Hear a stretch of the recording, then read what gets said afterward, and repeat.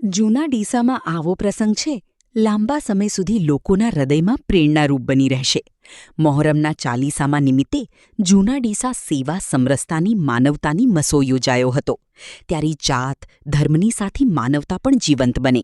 જ્યાં સેવા જ મોટી એ બાબતગત બની જાય, ત્યાં જન્મે છે એકતા અને ભાઈચારાનો સાચો ઉત્સવ.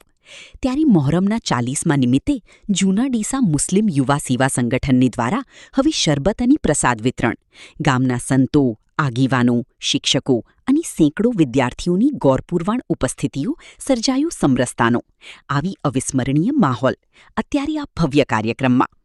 જૂના ડીસાના ગૌશાળાના પૂજ્ય સંત શ્રી અશોકગીરી બાપુ, અલખથણી આશ્રમના સંતો, સમાજસેવક રવિભાઈ દરબાર, ગામના આગેવાનો તેમજ અનેક સમાજ પ્રતિનિધિઓ ઉપસ્થિત રહ્યા હતા. તેમની ઉપસ્થિતિએ કાર્યક્રમને વિશેષ ગૌરવ અને પ્રેરણા આપી હતી.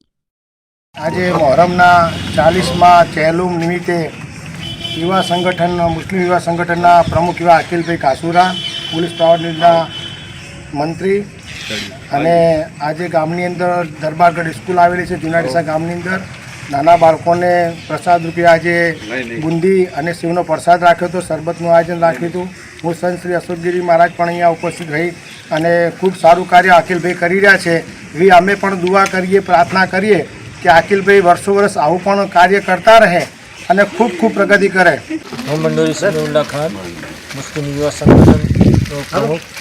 આજે અમે અહીંયા મહોરમ 40મા નિમિત્તે જે આયોજન કર્યું અને કાયદો અને વ્યવસ્થા જળવાઈ રહે અને ખૂબ શાંતિમય રીતે આ આયોજન કર્યું અને નિયાજ અને પ્રસાદી રૂપે બાળકોને એક પ્રસાદી આપી અને આજે મહોરમ 40માનું પર્વ મનાવ્યું. જૂના ડીસા ગ્રામ જેને કહેવાય કે હિન્દુ મુસ્લિમનું એકતાનું જે નમૂનો લેવો હોય તો બનાસકાંઠાની અંદર જૂના ડીસા ગામ જ આવે.